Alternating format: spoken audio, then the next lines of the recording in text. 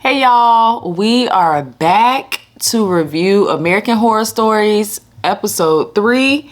It is called Drive-In, and this review, I don't think y'all are gonna like this review because I was not too hot about this episode. I was excited to see a cast member from the original American Horror Story series in this episode, and we will get to her when we get a little further into the review.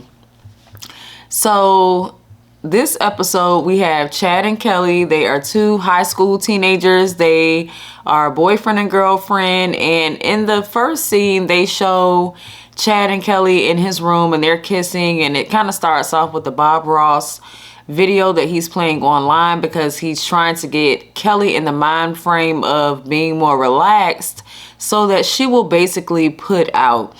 He has been waiting for months to be able to lose his virginity to her because he heard that she basically was sleeping around, and in his mind she's easy, so that's probably a reason why he picked her to be his girlfriend, because he was going to use her to lose his virginity. So we don't really know how much he actually likes her, but his friends, he meets up with his friends the next day after he ends up not getting lucky with Kelly because he lets it slip that it's been 6 months and she didn't make this other guy wait 6 months to have sex with him. So Kelly gets upset and she leaves, and Chad's explaining this to his friends the next day at the skate park. So they tell him, hey, you were playing the wrong thing on the computer.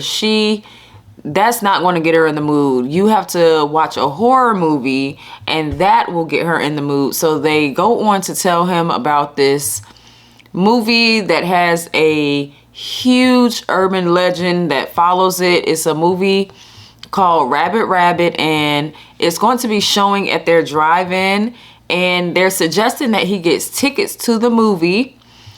And they're also explaining to him the first time this movie was showed at the drive-through movie in 1986, that whoever watched the movie just started going crazy and killing each other, and all these people died through the airing of this movie. And just from watching the movie, something happened and then everybody just started going crazy.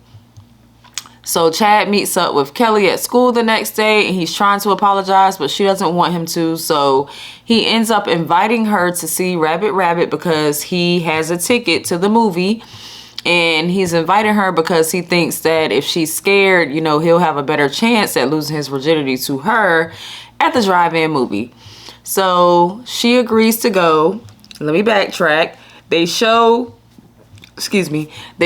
a news report of the director of Rabbit Rabbit, and he actually ends up going to jail, and the governor of the whatever city they showed the movie in had the movie pulled from the theaters because of the reaction that it got, and people basically killing each other and ripping each other apart.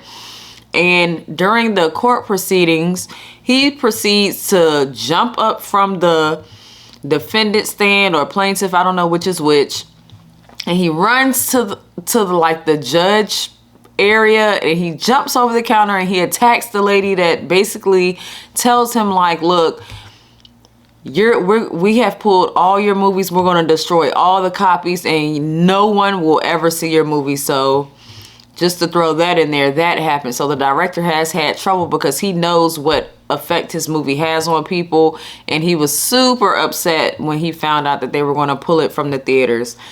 So the teenagers go on to the drive-in movie with the Rabbit Rabbit tickets, and there's a woman outside of the gate of the drive-through movie that has this Rabbit Rabbit sign with a slash through it, and she's like, please don't go into the movie. I was there in 1986. Look what happened to my eye. She has a patch over her eye because one of her eyes is gone, and she's warning them, like, please don't watch this movie. It's real. It is not a myth. And they just kind of dismiss her as just some crazy lady that's trying to prevent them from seeing the movie.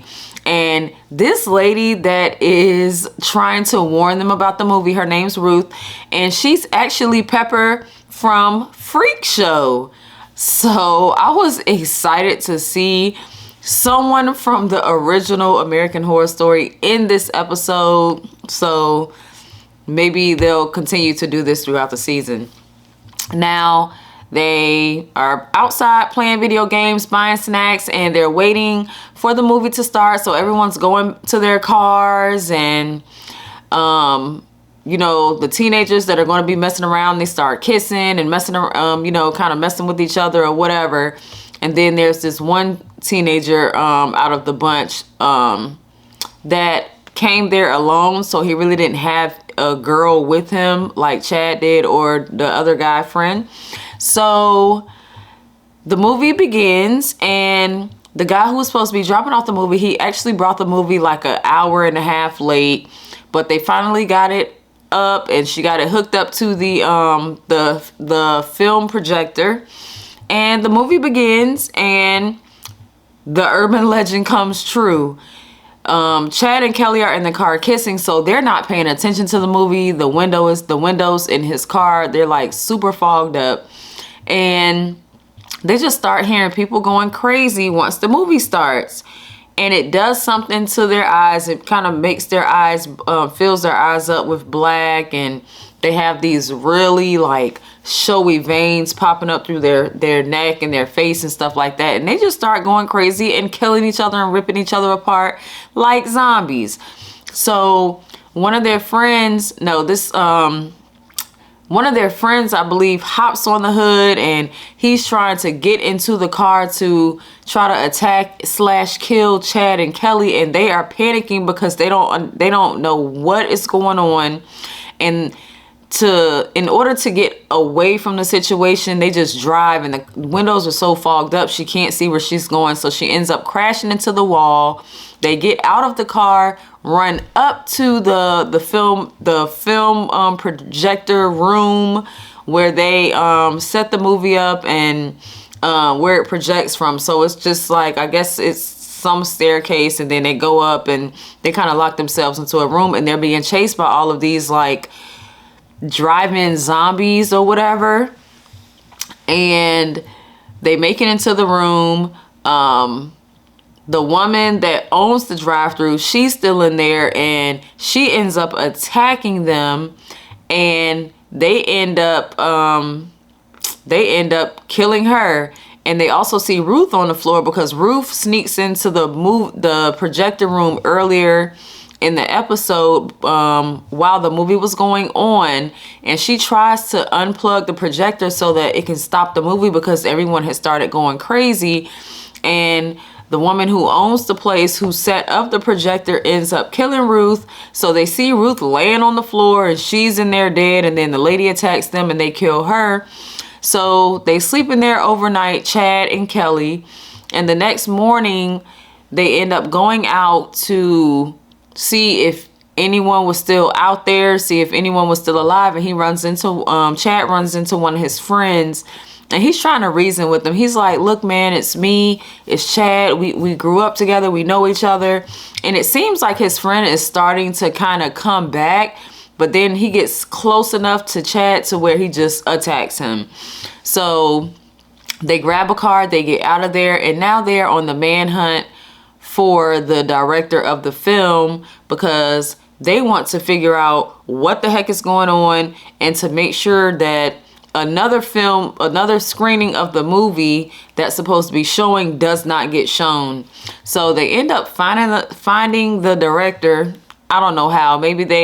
I think somehow they remembered the company, the name that was on the truck that delivered the movie. So they started from there, and they end up running into the director of the movie, which is also someone that we've seen in other movies. I'm not sure if he played any roles in American Horror Story. I don't think he did, but he did play one of the guys in Gothica with Halle Berry, and the guy Charles I can't remember his name, Charles something, but he was one of the guys in Gothica that was like kidnapping and killing girls. But they find him and he explains that the movie did exactly what it was supposed to do. It affected 100% of the audience, and whatever happened is what he wanted to happen. So they kind of go in there, set everything on fire, and they let him know that he needs to stop the next showing of the movie. And the guy's like, look, that was the last copy, but someone must have a copy because there's a rumor going around that there's going to be a second viewing of the movie somewhere else. And I don't know if it's supposed to be at another drive-thru or online, but they end the episode off with the kid setting his trailer on fire, setting all the film that's in there on fire, and as they're leaving out of the trailer, he's in there like talking like a crazy man, like, this isn't over and this is what was supposed to happen and this is just the beginning. Like, it was just really weird. So a lot of this that was the end of the episode. A lot of this episode has to do with subliminal messages in movies, because the guy was saying that he added subliminal messages in The Exorcist that caused people to have these crazy reactions, you know, like become possessed or go into labor when they're watching movies. And this movie basically is heavy on this episode is really heavy on subliminal messages in movies that cause people to react a certain way or have a certain emotional reaction when they're watching a movie. And I don't know. I don't know what it was about this episode. I love American Horror Story, but I really gave this episode a C-. I just did not like this episode because maybe it was so predictable. They kind of tell you in the beginning what is going to happen when you watch the movie, and then when people watch the movie, that's what actually happened. So it wasn't like a really big surprise that that's what happened when the movie was showing. And they did not show anything in the movie so that we as the audience could see what the people at the drive-in movie were looking at. I guess the only thing that has me interested in watching episode 4 is to figure out why the people reacted the way they did, beyond the fact that they was like it does something to the area of the brain that controls fear. So I mean, beyond that, I don't know what other questions I would have. Like, maybe if the director died when they set the trailer on fire, or really what is in the actual movie, the Rabbit movie, or I don't know. I mean, I love zombies, I love zombie movies, but this episode was just so lackluster for me. I do not know why. I really enjoyed the first and the second episode, but this episode, I just did not like it. If anybody else didn't like the episode, leave it in the comments, because I want to know if I'm the only one. I'm still going to watch episode 4, of course, just to see how this story continues, because I'm hoping that there's a part 1 and a part 2, and that they're just not going to leave this episode just hanging like that. It's just a single episode. But although I'm looking forward to seeing the second episode, it's like I don't know what questions I have that I feel like need to be answered going into a 4th episode. Besides, maybe is the next viewing of the film going to be on the internet or at another drive-thru, or are they going to find out something that's just like makes me feel like the first episode is the build up? I don't know where they're going to go with this. And that's part of the mystery of me wanting to watch the 4th episode, to see like what else could they possibly add to this, because right now it just feels like it wasn't surprising enough, or it didn't have the depth that I felt like it was going to have for this episode. The main characters were kind of like, like, did 2 teenagers really just bust in because they had a shotgun and just like kind of bully this guy into Giving them the information that they wanted to give him, or did the movie affect them? And that's why it was so easy for her to just kind of go in, shoot him with the shotgun, set the trailer on fire. I don't know. But if anybody else liked this episode, or if there was something that I missed that could better help my understanding of this episode, because maybe I just didn't get it, just leave it in the comments.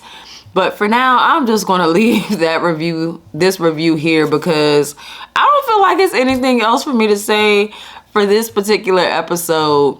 Please remember to like the video, subscribe, share this review with someone else, and leave it in the comments what you guys thought about the episode, because I don't know. I was so disappointed with this episode, and it sucks to say that, but I mean, hey, it's just my honest opinion about this third episode, Drive-In. I'm hoping that the fourth episode is better, or it goes into more detail. I don't know, but y'all let me know how y'all feel about it. Good night, y'all, and I will see y'all for episode 4, and I believe it airs on Hulu July the 29th. So we'll see. They'll give me some time to rewatch the episode to maybe see if I missed anything, or there's something that I'm just not getting. I don't know, but hey, who knows? All right, bye y'all.